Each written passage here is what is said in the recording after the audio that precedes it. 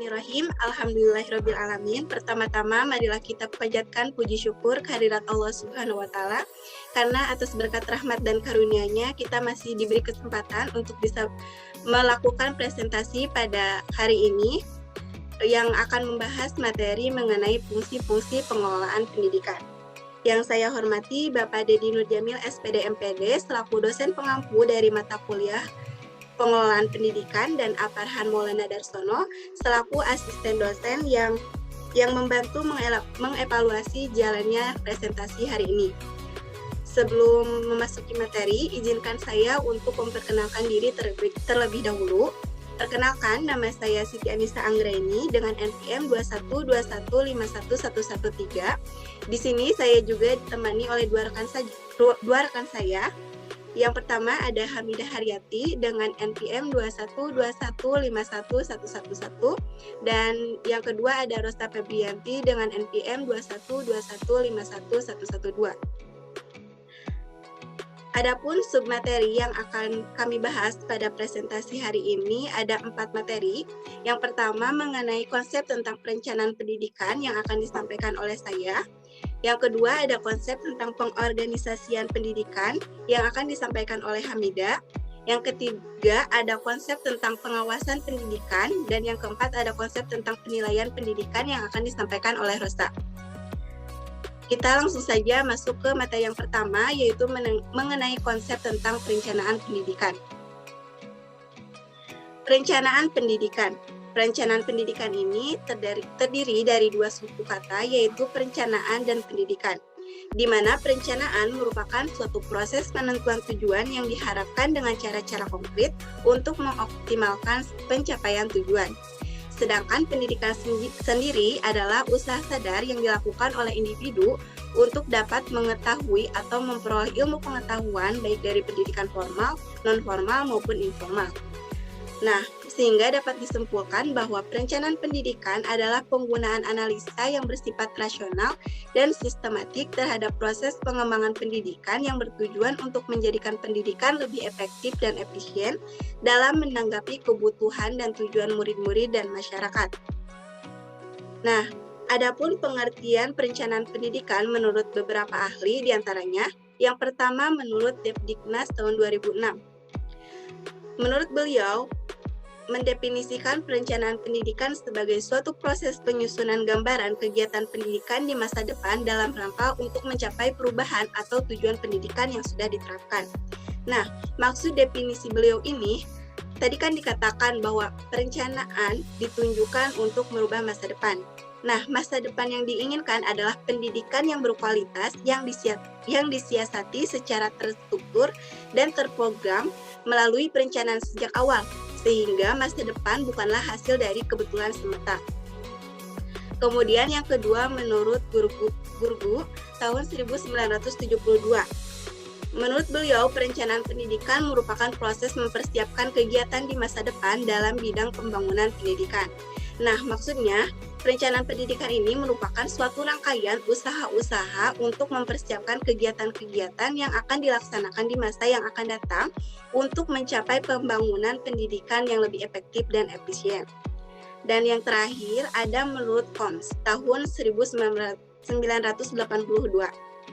Menurut beliau, perencanaan pendidikan merupakan suatu penerapan yang rasional, dianalisis sistematis, proses perkembangan pendidikan dengan tujuan agar pendidikan itu lebih efektif dan efisien serta sesuai dengan kebutuhan dan tujuan para peserta didik dan masyarakat.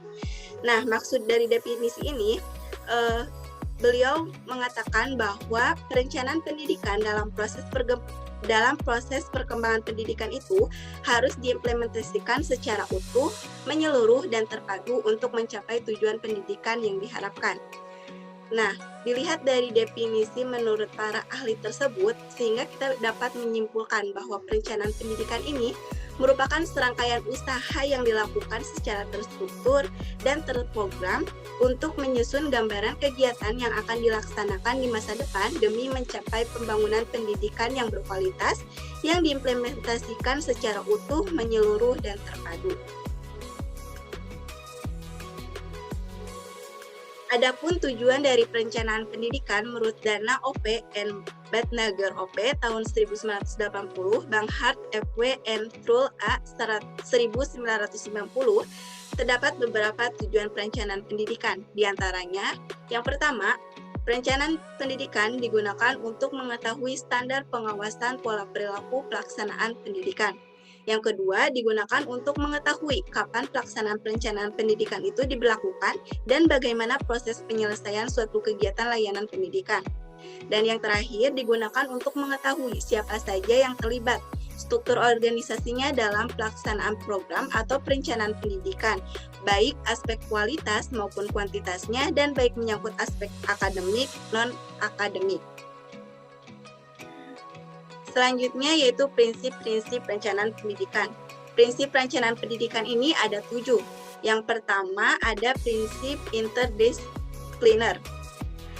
Interdisipliner yaitu menyangkut berbagai bidang keilmuan atau beragam kehidupan. Jadi, perencanaan pendidikan ini harus menyangkut berbagai jenis pengetahuan dan beragam keterampilan dan nilai-nilai norma kehidupan yang berlaku di masyarakat. Yang kedua, prinsip fleksibel, di mana perencanaan pendidikan ini harus dinamik dan responsif terhadap perkembangan atau perubahan kehidupan di masyarakat.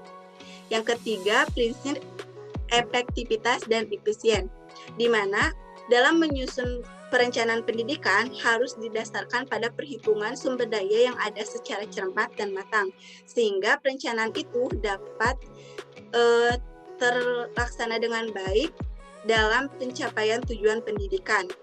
Yang keempat ada prinsip progress of change, yaitu mendorong dan memberi peluang kepada semua warga sekolah untuk berkarya dan bergerak menuju ke depan dengan beragam pembaharuan layanan pendidikan yang lebih berkualitas sesuai dengan perannya masing-masing. Lalu yang kelima ada prinsip objektif, rasional, dan sistematis, di mana perencanaan pendidikan ini harus disusun berdasarkan data yang ada, lalu dianalisa sesuai dengan kebutuhan dan kemanfaatan layanan pendidikan, dan mempunyai sistematika dalam tahapan pencapaian program secara jelas dan berkesinambungan. Yang keenam, ada prinsip kooperatif dan komprehensif. Artinya, perencanaan yang disusun mampu memberikan motivasi dan membangun mentalitas semua warga sekolah dalam bekerja sebagai suatu tim yang baik. Dan yang terakhir ada prinsip human resource development. Artinya, perencanaan pendidikan harus disusun sebaik mungkin dan mampu menjadi acuan dalam pengembangan sumber daya manusia pendidik. Sumber daya manusia secara maksimal dalam mensukseskan program pembangunan pendidikan. Selanjutnya ada tahapan-tahapan penyusunan perencanaan pendidikan. Di sini ada 7 tahapan. Yang pertama ada tahap need assessment, di mana pada tahap ini tuh melakukan kajian terhadap beragam kebutuhan atau taksiran yang diperlukan dalam proses pembangunan atau pelayanan pembelajaran di setiap satuan pendidikan. Lalu yang kedua ada tahap formulation of goals and objectives, di mana tahap ini adalah di perumusan tujuan dan sasaran perencanaan yang hendak dicapai. Perumusan tujuan perencanaan pendidikan ini harus berdasarkan pada visi, misi, dan hasil kajian awal tentang beragam kebutuhan atau taksiran layanan pendidikan yang diperlukan. Yang ketiga ada tahap policy and priority setting, yaitu merancang tentang rumusan prioritas kebijakan apa yang akan dilaksanakan dalam layanan pendidikan. Yang keempat ada tahap program and project formulation, yaitu rumusan program dan proyek pelaksanaan kegiatan operasional perencanaan pendidikan menyangkut layanan pendidikan pada aspek akademik maupun non-akademik. Yang kelima ada tahap feasibility testing, yaitu dilakukan uji kelayakan tentang beragam sumber daya, baik sumber daya internal, eksternal, atau sumber daya manusia atau materialnya. Lalu yang keenam ada tahap plan implementation, yaitu tahap pelaksanaan perencanaan pendidikan untuk mewujudkan tujuan pendidikan. Nah, hal ini dapat diukur keberhasilannya itu dilihat dari kualitas sumber daya manusianya, lalu iklim atau pola kerjasama antar unsur dalam suatu pendidikan sebagai suatu tim kerja yang handal, dan kontrol atau pengawasan dan pengendalian kegiatan. Yang terakhir ada tahap evaluation and revision for future plan, yaitu kegiatan untuk menilai atau mengevaluasi tingkat keberhasilan pelaksanaan program atau perencanaan pendidikan sebagai feedback atau masukan atau umpan balik. Selanjutnya dilakukan revisi program untuk rencana layanan pendidikan berikutnya yang lebih baik. Selanjutnya yaitu mengenai ruang lingkup perencanaan pendidikan. Ruang lingkup perencanaan pendidikan dapat ditinjau dari berbagai dimensi atau aspek, yang diantaranya pertama ada ditinjau dari dimensi atau aspek waktu, di mana perencanaan ini terbagi menjadi 3. Yang pertama ada perencanaan jangka panjang atau long term planning. Nah, pada perencanaan ini belum ditampilkan sasaran-sasaran kuantitatif, tetapi lebih kepada proyeksi atau perspektif atas keadaan ideal yang diinginkan dan pencapaian tujuan yang bersifat fundamental. Nah, perencanaan ini biasanya berjangka waktu 10 tahun ke atas. Contohnya, PROPENAS atau Program Pembangunan Nasional. Yang kedua ada perencanaan jangka menengah atau medium term planning. Perencanaan ini merupakan penjabaran dari perencanaan jangka panjang. Meski perencanaan jangka menengah ini masih bersifat umum, namun sudah ditampilkan sasaran-sasaran yang diproyeksikan secara kuantitatif. Nah, perencanaan ini biasanya berjangka waktu 3-8 tahun, sedangkan di Indonesia sendiri biasanya jangkanya itu 5 tahun. Contohnya PROPEDA atau Program Pembangunan Daerah. Yang ketiga ada perencanaan jangka pendek atau short term planning. Nah, perencanaan ini jangka waktunya kurang maksimal 1 tahun. Perencanaan jangka pendek tahunan seperti annual plan disebut juga perencanaan operasional tahunan atau annual operational planning. Selanjutnya ditinjau dari dimensi aspek atau spesialnya, yaitu perencanaan pendidikan yang memiliki karakter yang terkait dengan ruang, tempat, atau batas wilayah. Perencanaan ini sama terbagi 3. Yang pertama ada perencanaan pendidikan nasional, yaitu mencakup seluruh proses usaha layanan pendidikan yang dilakukan oleh pemerintah pusat yang bertujuan untuk mencapai tujuan pendidikan nasional yang meliputi seluruh jenjang pendidikan dari tingkat dasar sampai perguruan tinggi yang diatur dalam sistem pendidikan nasional melalui Undang-Undang Sistem Pendidikan Nasional. Misalnya perencanaan pendidikan nasional atau PROPENAS, proses pembangunan nasional.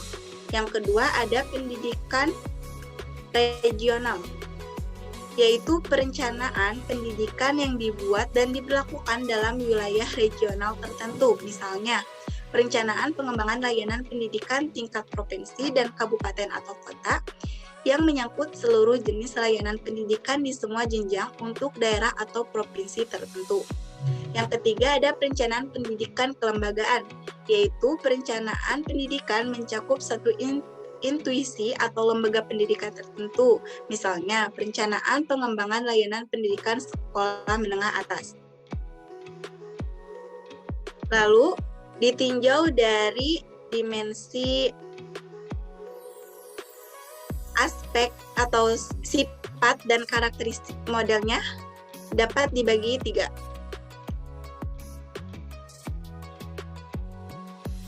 Di mana yang pertama ada perencanaan pendidikan yang mencakup seluruh aspek yang terkait dengan proses pembangunan pendidikan yang esensial dalam koridor perencanaan pendidikan nasional. Dalam hal ini, perencanaan pendidikan akan ada keterpaduan antara berkaitan secara sistematik dengan perencanaan pembangunan di bidang ekonomi, politik, hukum, dan sebagainya. Lalu yang kedua ada perencanaan pendidikan komprehensif, yaitu perencanaan pendidikan yang disusun secara sistematik, rasional, objektif, yang menyangkut keseluruhan konsep penting dalam layanan pendidikan, sehingga perencanaan itu memberikan suatu pemahaman yang lengkap atau sempurna tentang apa dan bagaimana memberikan layanan pendidikan yang berkualitas. Dan yang terakhir ada perencanaan pendidikan strategik, yaitu perencanaan pendidikan yang mengandung pokok-pokok perencanaan untuk menjawab persoalan atau opini atau isu mutakhir yang dihadapi oleh dunia pendidikan. Misalnya, persoalan yang dihadapi dunia pendidikan sekarang adalah masalah rendahnya kualitas guru. Dan yang terakhir, ditinjau dari dimensi atau aspek tingkatan teknis perencanaan dapat dibagi menjadi 5. Yang pertama, perencanaan makro, yaitu perencanaan tentang ekonomi dan non-ekonomi secara internal dan eksternal. Dalam merencanakan pembangunan pendidikan nasional, sebelum dilaksanakan proses perencanaan pendidikan terlebih dahulu, diperlukan perencanaan makro yang menggambarkan kerangka makro pendidikan yang berinteraksi satu dengan yang lainnya. Yang kedua ada perencanaan mikro, yaitu perencanaan yang disusun dan disesuaikan dengan kondisi otonomi di daerah bidang pendidikan. Yang ketiga ada perencanaan sektoral, yaitu kumpulan program-program dan kegiatan pendidikan yang mempunyai persamaan atau ciri-ciri dan tujuan. Lalu yang keempat ada perencanaan kawasan, yaitu perencanaan yang memperhatikan keadaan lingkungan kawasan tertentu sebagai pusat kegiatan dengan keunggulan kooperatif dan komprehensif tertentu. Contohnya perencanaan pendidikan kawasan Indonesia Timur dan lain-lain. Dan yang terakhir ada perencanaan proyek, yaitu perencanaan operasional yang menyangkut operasionalisasi kebijakan dan pembangunan dalam rangka mencapai tujuan sasaran sektor dan tujuan pembangunan. Nah, perencanaan ini dibuat untuk menjawab siabidibang atau siapa melakukan apa, bila mana, di mana, bagaimana, dan mengapa. Nah, selanjutnya yaitu konsep tentang perorganisasian pendidikan. Materi ini akan disampaikan oleh Hamidah. Kepada Hamidah, saya persilakan. Terima kasih kepada moderator yang telah memberikan saya waktunya untuk melanjutkan materi. Baik, kita lanjut pada materi berikutnya, yaitu mengenai konsep tentang pengorganisasian pendidikan.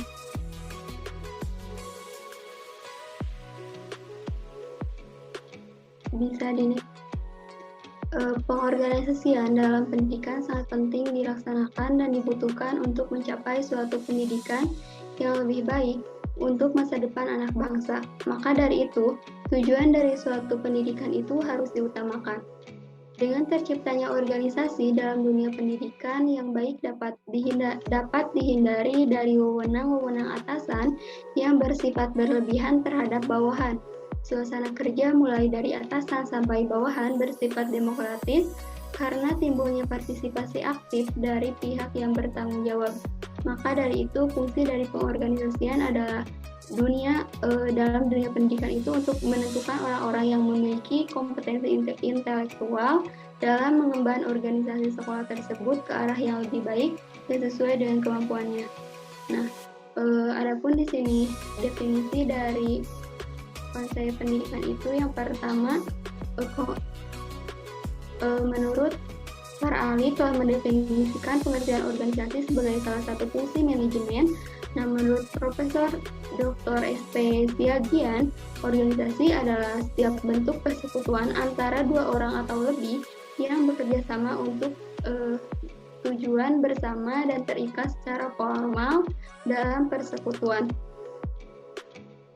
Kemudian konsep dalam perorganisasian menurut Mondi dalam Caripudin, yaitu yang pertama ada tanggung jawab.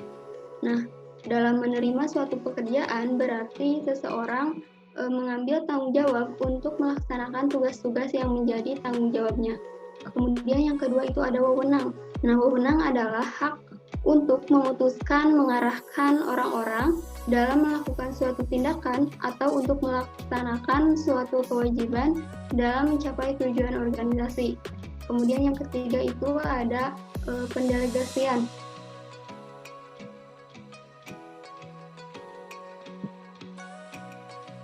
Nah, pendelegasian ini adalah proses pemberian tanggung jawab sepanjang wewenang yang dibutuhkan. Kemudian yang keempat itu ada pertanggungjawaban. Nah, dengan adanya pertanggungjawaban, pasti suatu organisasi itu akan menjadi lebih efektif. Bisa dilanjut. Nah, di sini ada beberapa konsep dalam perorganisasi. Fungsi perorganisasian. Yang pertama itu fungsi strukturalisasi. Nah, fungsi strukturalisasi ini merupakan struktur kepegawaian yang akan ditetapkan terutama dalam penyusunan dan penempatan orang-orang yang berkompeten, pekerjaan-pekerjaan material, dan pikiran-pikiran dalam struktur tersebut. Organisasi pada umumnya struktur pengurusnya itu telah disusun secara hierarkis. Ada atasan, ada bawahan. Misalnya dari kepala sekolah, vokasi kesiswaan, guru kelas, guru bidang studi, staf operasional, dan administrasi, dan sampai pada bagian kebersihan. Kemudian yang kedua itu ada fungsi relationship, yaitu menjalin hubungan dengan pihak eksternal lembaga dengan mempertegas tugas, fungsi, kewajiban, hak-hak, dan tanggung jawab masing-masing anggota yang disusun menjadi pola-pola kegiatan yang tertuju pada tercapainya tujuan pendidikan. Kemudian yang ketiga itu ada fungsi integritas. Usaha-usaha suatu lembaga pendidikan yang dapat juga diartikan sebagai alat untuk mempersatukan usaha-usaha menyelesaikan berbagai kegiatan lembaga pendidikan.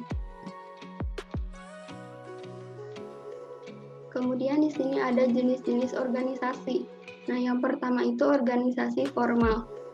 Organisasi formal ini merupakan organisasi yang dicirikan oleh struktur organisasi, keberadaan struktur organisasi yang menjadi pembeda utama antara organisasi formal. Struktur organisasi formal dimaksudkan untuk menyediakan penugasan, kewajiban, dan tanggung jawab memperlihatkan hubungan tertentu antara personil-personil organisasi. Struktur dalam organisasi memperlihatkan unsur-unsur administrasi. Nah, kemudian yang kedua itu organisasi informal. Organisasi informal, keberadaan organisasi informal ini dapat dilihat dari 3 karakteristik, yaitu norma perilaku, tekanan untuk mengadaptasi, dan kepemimpinan informal. Norma perilaku adalah standar perilaku yang diharapkan menjadi perilaku bersama yang ditetapkan oleh kelompok dalam sebuah kesepakatan bersama tidak tertulis antara orang-orang dalam organisasi tersebut. Nah, kemudian yang ketiga itu ada organisasi sekolah. Sekolah sebagai suatu lembaga pendidikan yang di dalamnya terdapat kepala sekolah, guru, pegawai tata usaha, dan murid-murid. Memerlukan adanya organisasi yang baik agar jalannya sekolah itu lancar menuju kepada tujuannya. Mungkin cukup sekian materi yang dapat saya sampaikan. Saya serahkan kembali kepada moderator. Baik, terima kasih Hamidah atas pemaparan materinya. Materi selanjutnya yaitu konsep tentang pengawasan pendidikan dan konsep tentang penilaian pendidikan yang akan disampaikan oleh Rosa. Kepada Rosa, saya persilakan. Baik, terima kasih kepada moderator yang telah mempersilahkan saya untuk menyampaikan materi. Materi selanjutnya ada konsep tentang pengawasan pendidikan. Pengertian pengawasan dalam pendidikan itu berarti mengukur tingkat efektivitas kerja personil pendidikan dan tingkat efisiensi penggunaan sumber-sumber daya pendidikan dalam upaya mencapai tujuan pendidikan. Nah, berdasarkan pengertian tersebut, pada dasarnya pengawasan mempunyai 2 unsur pokok. Yang pertama, pengawasan menekankan kepada proses, dan yang kedua, pengawasan diarahkan kepada koreksi dan membandingkan dengan tujuan. Selanjutnya, Qadari Nawawi mengemukakan beberapa fungsi pengawasan, antara lain yang pertama, memperoleh data untuk usaha perbaikan kegiatan di masa yang akan datang. Yang kedua, memperoleh cara bekerja paling efisien dan efektif untuk mencapai tujuan. Yang ketiga, memperoleh data untuk pengembangan organisasi dan personil dalam bidang-bidang dalam berbagai bidang, dan yang terakhir mengetahui seberapa jauh tujuan telah tercapai. Nah, selanjutnya ada proses pengawasan pendidikan. Pengawasan sendiri terdiri dari kegiatan-kegiatan yang merupakan upaya agar peristiwa dan kegiatan dalam organisasi bisa berjalan sesuai dengan rencana. Meskipun setiap organisasi mempunyai karakteristik yang berbeda-beda, tetapi pada umumnya kegiatan pengawasan tersebut memiliki tahapan yang sama, yaitu yang pertama menyelidiki apa yang sedang dilakukan, yang kedua membandingkan hasil-hasil dengan harapan, dan yang terakhir menyetujui atau tidak menyetujui hasil-hasil dari pengawasan tersebut, lalu yang terakhir mengambil perbaikan yang hendaknya dapat diambil. Selanjutnya ada beberapa karakteristik dari proses pengawasan yang efektif. Yang pertama, pengawasan hendaknya disesuaikan dengan sifat dan kebutuhan organisasi di sekolah dan diarahkan pada penemuan fakta bagaimana tugas tersebut dijalankan. Lalu yang ketiga, pengawasan harus mengacu pada tindakan perbaikan yang harus dilakukan secara fleksibel. Dan yang kelima, sistem pengawasan dapat dipakai oleh orang-orang yang terlibat dalam pengawasan. Dan yang terakhir, pelaksanaan pengawasan harus mempermudah tercapainya tujuan. Oleh karena itu, pengawasan harus bersifat membimbing supaya para pelaksana dapat meningkatkan kemampuan mereka dalam melaksanakan pekerjaannya. Selanjutnya ada konsep tentang penilaian pendidikan. Penilaian pendidikan merupakan suatu proses penentuan nilai atau keputusan dalam bidang pendidikan atau segala sesuatu yang ada hubungannya dengan pendidikan. Penemuan keputusan itu didahului dengan kegiatan pengumpulan data atau informasi. Sehingga seorang pimpinan dapat menyusun kebijakan terhadap suatu program yang sedang dikembangkan atau dijalankan. Setiap orang yang terlibat dalam pendidikan, bagaimanapun macam dan ruang lingkupnya, keputusan pendidikan itu memerlukan informasi yang lengkap dan tepat. Nah, informasi tersebut akan diperoleh melalui penilaian. Adapun tujuan dan sasaran penilaian pendidikan itu terbagi menjadi 4. Yang pertama, untuk memperoleh dasar bagi pertimbangan pada akhir suatu periode kerja.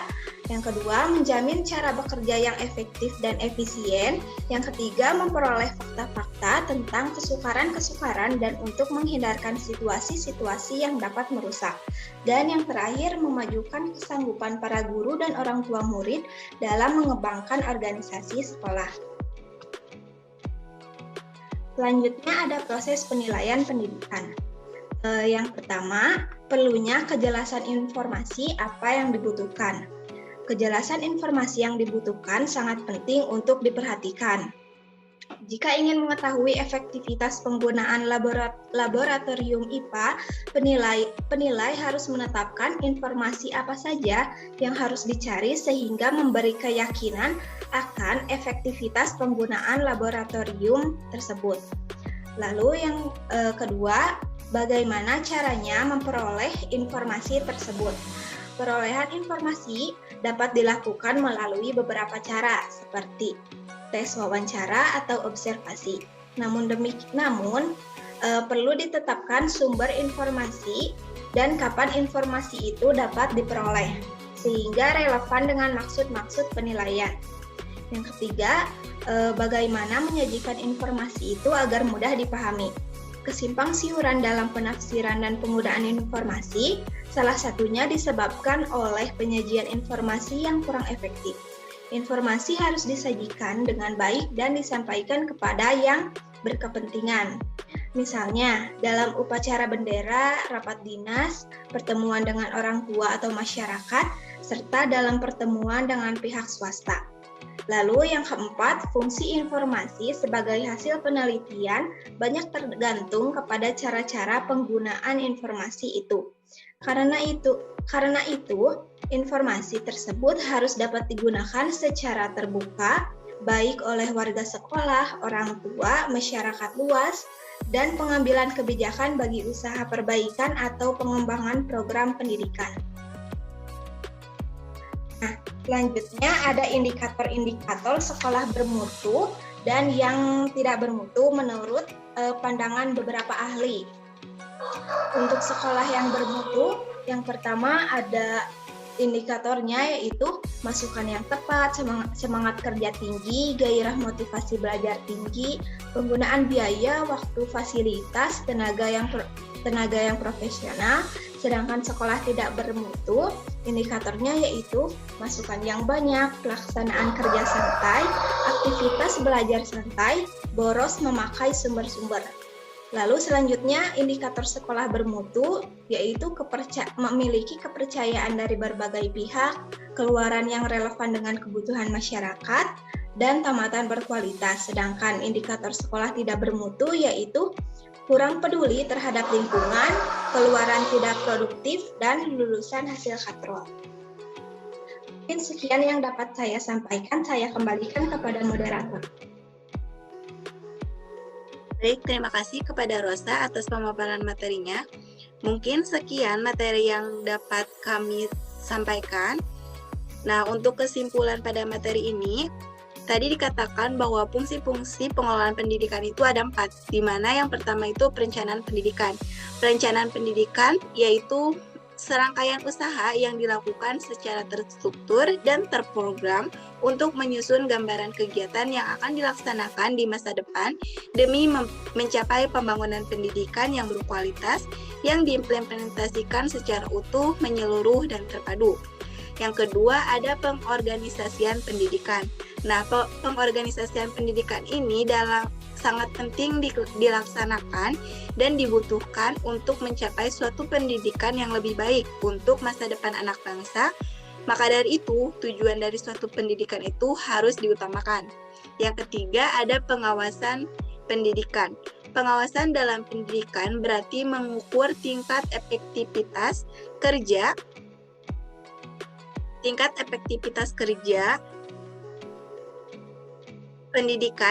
dalam pendidikan dan tingkat efisiensi penggunaan sumber-sumber daya pendidikan dalam upaya mencapai tujuan pendidikan. Dan yang terakhir yaitu penilaian pendidikan. Penilaian pendidikan ini merupakan suatu proses penentuan nilai atau keputusan dalam bidang pendidikan atau segala sesuatu yang ada hubungannya dengan bidang pendidikan.